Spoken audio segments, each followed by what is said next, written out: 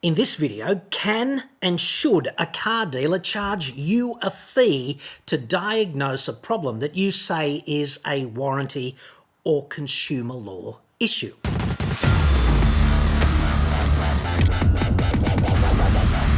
I'm John Cadogan from AutoExpert.com.au and I get new cars cheap. Australia only. Website. Card. Car dealers try it on at every turn. They so do. And in the service department, you're a customer, not a prospect, right? They paint you like this with a laser the minute you walk through the door. It's all about the money. There is a good reason they enjoy this reputation as being the cockroaches of the retail landscape. However, I'm not entirely opposed to them charging you a fee when you trot through the door and allege that this or that is a warranty or consumer law problem, with a couple of important underlying caveats. This video is sponsored by Incogni.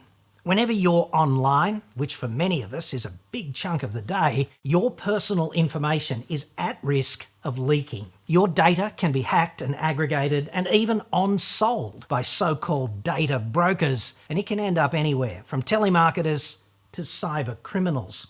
There's a spectrum of people eager to cash in on your private data, and they're not always squeaky clean. If you've ever wondered how all those overseas call centres got your number, that's it in a nutshell. But it doesn't have to be this way. Incogni does the heavy lifting. They specialise in getting data brokers to delete your data from their records. It could take you or me years to achieve this, but Incogni has an integrated system. Visit incogni.com/autoexpert now and you'll get 60% off. That's a significant saving. Remember to use the code AUTOEXPERT on checkout to secure your discount and relax. For complete peace of mind, there's a rock-solid 30-day money-back guarantee. Using Incogni is dead simple. Create an account, authorise Incogni to act for you, and then just kick back while they limit the public access to your private information, mitigate the risk of identity fraud, and help prevent your private data from being sold in future. And they keep you fully informed. You do not want your name, phone number, address, relatives, education, date of birth, financial and health status, etc. floating around out there for just anyone to latch onto. Go to incogni.com/autoexpert. You'll be pumping up your privacy. You'll get that tasty 60% off, plus that rock-solid 30-day money-back guarantee. And remember, the code is AUTOEXPERT. That's what you're going to need to unlock that discount on checkout. Visit incogni.com/autoexpert now. I get this question all the time, most recently from a dude I won't name, except to call him Big W, who goes, "It seems Kia Australia dealerships are all now charging a fee to look at warranty claims. I phoned Kia Australia and was told that's just the way it is, despite this not being a term in the new car warranty supplied with the car." Now, I know the diagnosis thing does stick in one's craw, doesn't it? Because you buy a shiny new car, you're not anticipating a problem, and yet here you are, you've got one, you limp into the service department, and what would be nice is if 7 or 8 dudes in pristine white Nomex with helmets on raced out to attend to you with OBD2 scanners and a jack and all manner of, diagnostic whatever. And it'd be lovely while you recline on a Chesterfield lounge and cop a manicure from the Ming Mold and a Wagyu beef burger. But I'd suggest that in the service department, it's usually a bit more sweaty and stale than that. And the reception is somewhat more relaxed. That's a nice way of putting it. Hence the stick in the craw. And I'm not exactly sure where the craw is anatomically, but whenever this has happened to me, it feels as if the craw is not exactly right there, but close to the rectum. On the floor. This even happened recently to the Governor General of Dingo Piss Creek himself, Andrew St Pierre White, in his beautifully elegant official vehicle, that 79 series Troopy. Like, who doesn't want one? Me, sir. Anywho, ASPW was doing some official duty out there, talking to the constituents for His Royal Highness, and he had to drive off the beach in that shit heap, and it wouldn't go into low range because of, Toyota's legendary reliability, I suppose. Anyway, he got under it with a torch and faffed around, no joy. Had to take a big run at the whole thing, getting off the beach and, in high range. Like, talk about anathema for the GG of DPCK. Like, come on. Anywho, he got back to reality, dumped the vehicle at the dealership and said, get on it, my good man. And the first vomit out of their mouth was, oh, if this is not a warrantable problem, then that's going to be $180 kind of thing. And it's just kind of how they roll. The hilarious thing about that video, and you've got to see it, ASPW does a good job actually telling the story, was that the cast aluminium body of his Troopy in the transfer case was covered in sort of red dust and dirt, because that's what Dingo Piss Creek is made of. Like, show me the bit that's not made of red dirt. And anywho, they kind of ring him up and say, oh yeah, we're going to have to charge you $180 because of all that rust. Right. Aluminium does corrode, but not orange. Pro tip, Anywho, this frown of the GGs got turned upside down. They decided not ultimately to charge him the $180 because it wasn't freaking rusty. It was just defective. But they do try it on, and they all love their diagnostic fee because it's just about the money. Like, it's like you front up, you've got a problem. So you're problem and solution oriented, and then the dude who's looking at you over the counter, he's money oriented. He's like, what can we get out of this dude? How can we make money out of this? Because there's a lot of pressure on the service department to just keep that river of gold flowing into the dealership's coffers, right? And I'm not suggesting that people in business shouldn't be commercially oriented. What they should do is they should draw the line with integrity in between naked profiteering and ripping you off and doing a fair job for a fair price. Because they are capable of doing that. Someone would probably have to show the average dealership exactly how that would work because they're not used to it at all, is what I'm saying. Anyway, Big W is not finished yet. He goes on and he says, I advised them that I was making a claim under my consumer guarantee because this part should not have signs of wear on a new vehicle at its current age and distance travelled. I asked Kia Australia to honour their obligations to me without having to potentially pay a dealership inspection fee. The response from Kia was that this is a matter between myself and the dealership. I advised him that I thought this was incorrect and nothing had been heard from since then, despite several follow-up emails. What are your views on dealerships charging an inspection fee if Kia declines warranty and a refusal by Kia to provide a remedy under Australian consumer law? Okay, so this is a bit of a thorny issue, isn't it? So you think it's a warranty problem or a consumer law problem. It could be both. It's actually the selling dealer's responsibility to look after you in the first instance for a consumer law problem. Any dealership can handle warranty, but if you want to play the consumer law card, you have to do that with the retailer who sold you the vehicle. And it's very confusing with cars because they all wear the badge.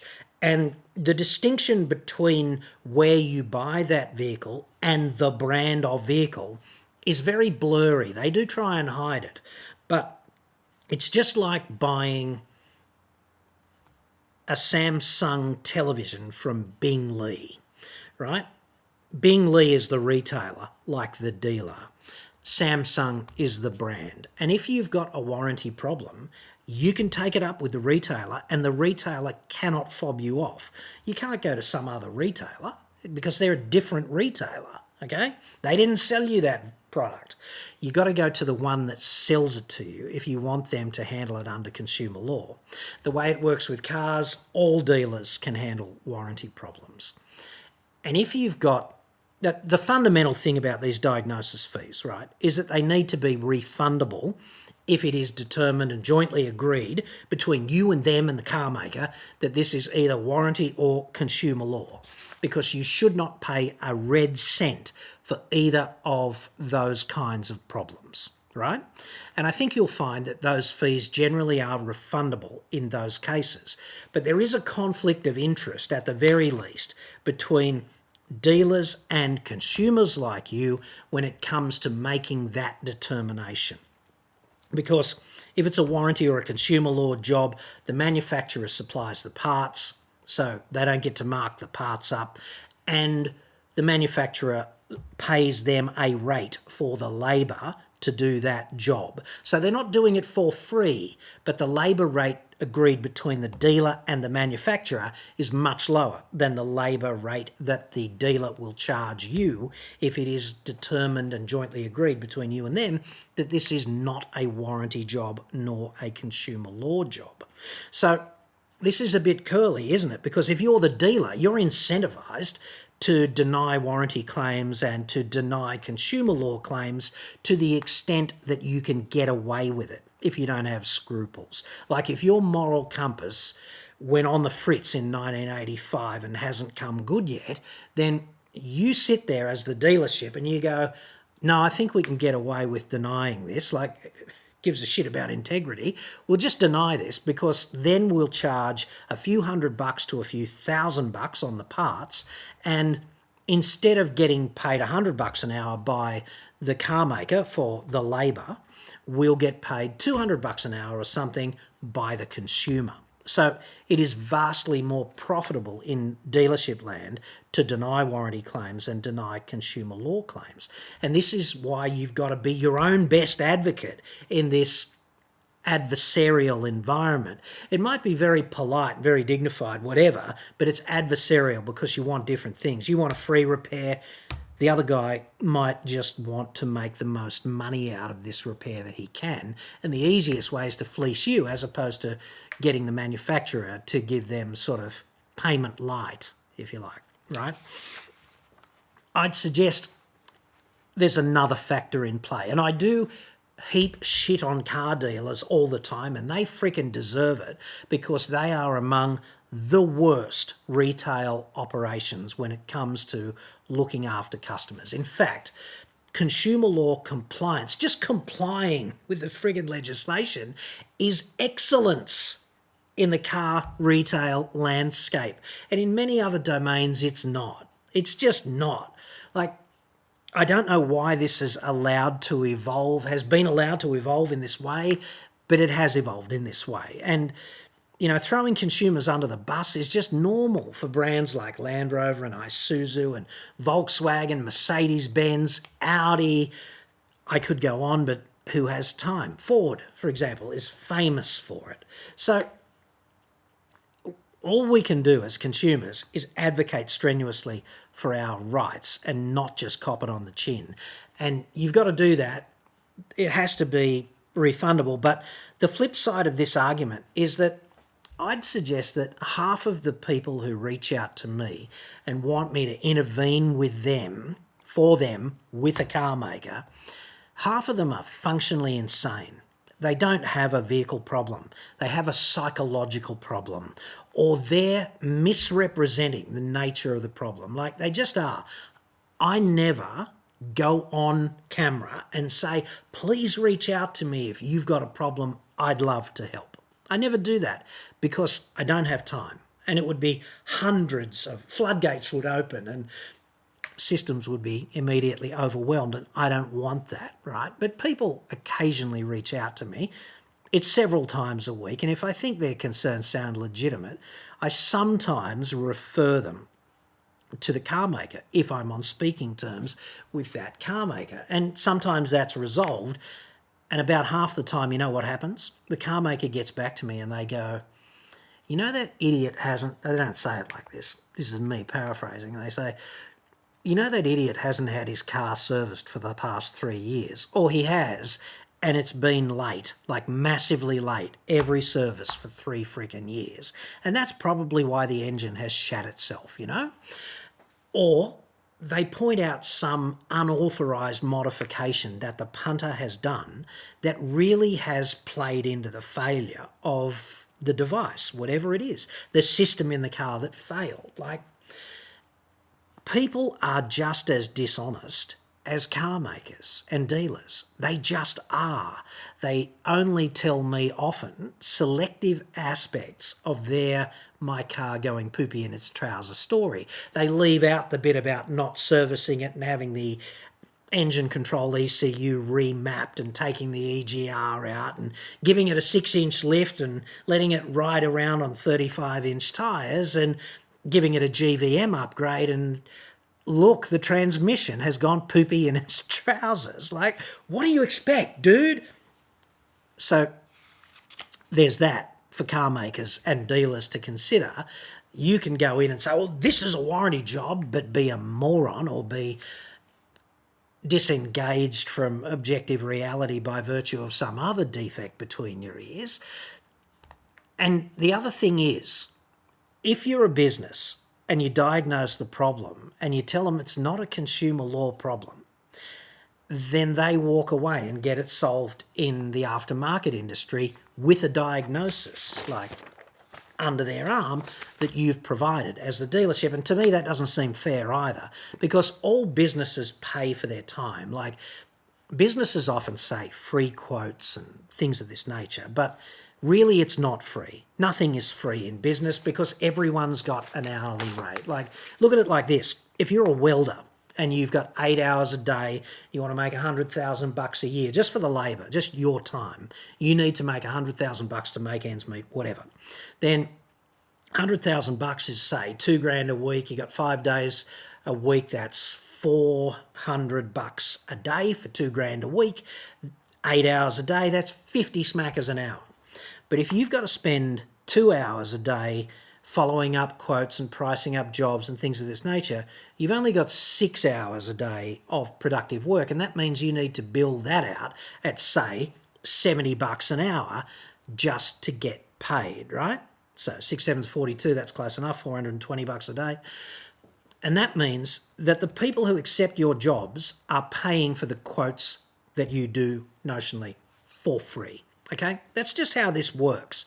And everybody is in this business. There's always an administrative sort of prospective side of business, and it costs you money to do that, and somebody pays.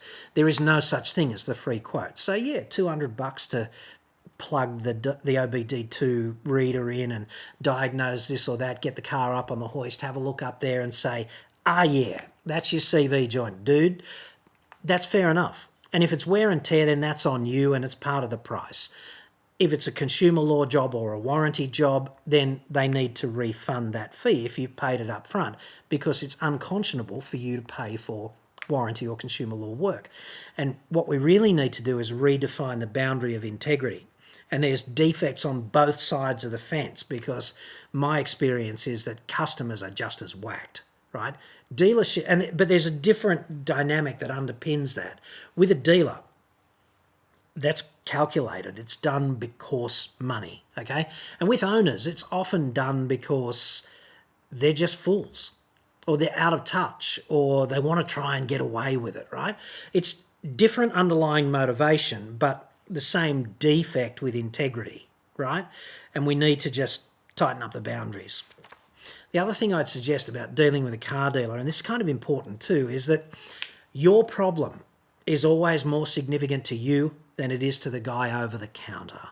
And I know that dealers do need to try harder on the empathy front, because it is distressing. Like, if you were coming home with your young family and it's 1 o'clock in the morning on Sunday morning after some family get together and your Land Rover goes poopy in its trousers, and like, that's never happened before. Anywho, your missus is in your ear going, I told you we should have bought that Mercedes-Benz like this. And that's quite unhelpful when you're really trying to just solve the problem, which is get the family home and get the vehicle somewhere where it can be repaired, right? So anyway, you're dealing with all of this, and this is a tolerance test par excellence. I think you'd agree. So you get to the dealership and your $100,000 Range Rover wanking chariot is, defecated all over its trousers. This is distressing for you, but the guy over the counter, he's heard it all before. Like, he's got battle fatigue, dude. He doesn't care that this is distressing. He's like, yeah, we can book it in and we'll see, we'll have something for you, late next week kind of thing, and I'll give you a call. He doesn't come across like, oh, that's terrible, sir. Would you like a Bex and a lie down? Manicure, Wagyu beef burger, Ming Mole?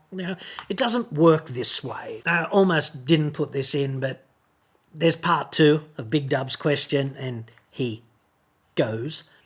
Also interesting to note that as part of the cap price service, there is an item, inspect automatic transaxle fluid. This requires the removal of either the level plug or drain plug. Kia's service procedures state to replace the O-ring seals. See what I did there? One would logically assume that the removal of a plug and some fluid would see a new seal and top-up fluid listed in the service receipt. I inquired with them as to why this is not the case, and they have suggested I asked a dealer. Ask a dealer if they serviced it properly? Surely a vehicle manufacturer can advise a customer regarding its own service procedure requirements.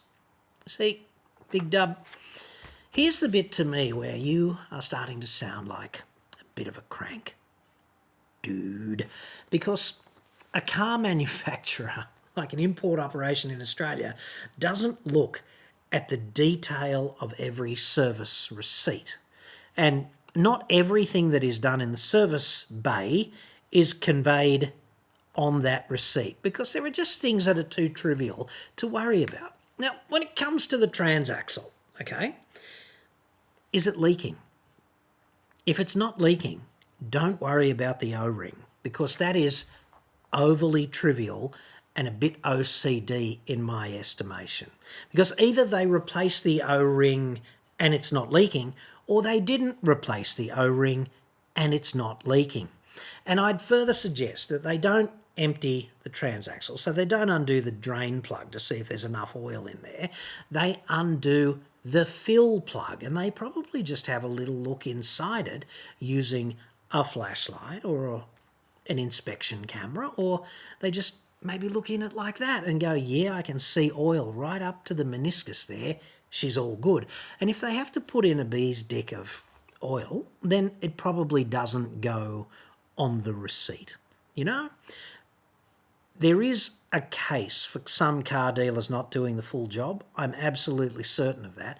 And that's why you've really got to have a good relationship with a dealer if you're getting your car serviced at a dealer, or you can get an interim service done at an independent mechanic and they can have a look at that stuff for you as well. So let's say there's an annual requirement to get your car serviced. There's absolutely nothing wrong with doing that at the dealer for warranty compliance. And then every 6 months, you can go to an independent and you could say, dude, just change the oil for me, but can you get it up on a hoist while it's up there and just look around and make sure everything else seems completely above board. I just want to make sure that the dealer's doing the right thing. And they might be able to look at it and say, well, it doesn't look to me like the oil filter's been changed for the past 3 years, or it doesn't really seem to me like they've been doing a good enough job greasing all of those grease points underneath that vehicle. But don't worry, because I've done it for you. And if you're planning on owning a vehicle for a long period of time, then that's probably not a bad option, because you're getting your warranty compliance and your relationship with the dealer ensures that any recalls get flagged and service campaigns and software updates, they just happen in the background. And that real expert hands-on dude who is your independent mechanic, he gets to look at your car as well. But if you really do expect war and peace on the service receipt as more or less the story of what they did to your car in its granular detail, and if you expect the importer to be accountable for that, then that's a classic piece of OCD type disengagement with the way this is actually supposed to work.